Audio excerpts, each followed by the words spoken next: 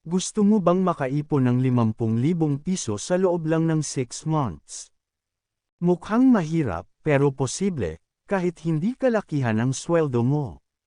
Sa video na ito, tuturuan kita ng exact breakdown kung magkano ang kailangan mong isave, simple strategy para hindi ka maubusan ng pera, at practical tips para maabot mo ang 50,000 piso goal mo. Kaya kung seryoso kang mag-ipon this year, panuurin mo ito hanggang dulo. I break down ang goal, peso 50,000 in 6 months. I compute natin. 50,000 hinati ng 6 months katumbas 8,333 piso per month. Kung hahatiin pa natin weekly, 8,333 piso hinati ng 4 weeks katumbas around 2,083 piso per week. At kung daily, 8,333 piso hinati ng 30 days katumbas around 278 piso per day. Kapag nakita mong ganito ang breakdown, mas nagiging realistic ang goal. Hindi mo kailangan mag-save ng 50k agad. Kailangan mo lang mag-save ng around 278 piso per day. Gamitin ang 50-30-20 rule. Para makapag-ipon ng 50k, kailangan may system ka. Pwede mong gamitin ang 50-30-20 rule. 50% needs, rent, pagkain, bills.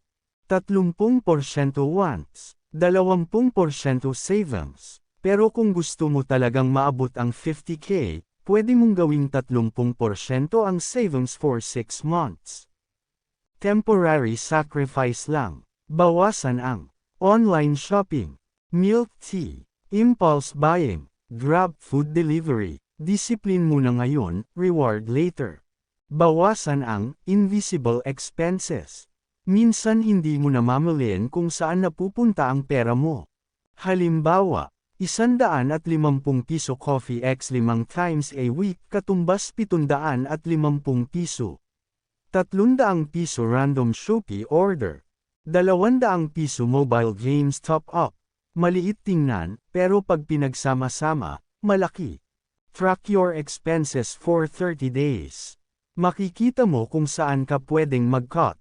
Dagdagan ang income. Kung kulang ang sweldo mo para makasave ng 8,333 piso per month, ang solusyon ay hindi lang tipid, kundi dagdag income. Pwede kang mag-freelance, magbenta online, mag-buy and sell, mag-side hustle sa weekend. Kung makadagdag ka lang ng 300 piso 500 piso per day, malaki na ang tulong para maabot ang 50k goal.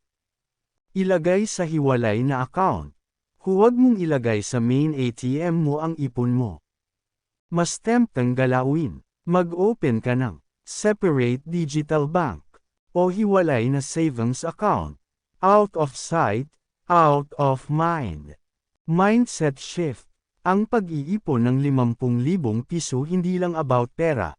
It's about discipline. Kapag napatunayan mo sa sarili mo na kaya mong makaipon ng 50k, mag-iiba ang confidence mo sa pera.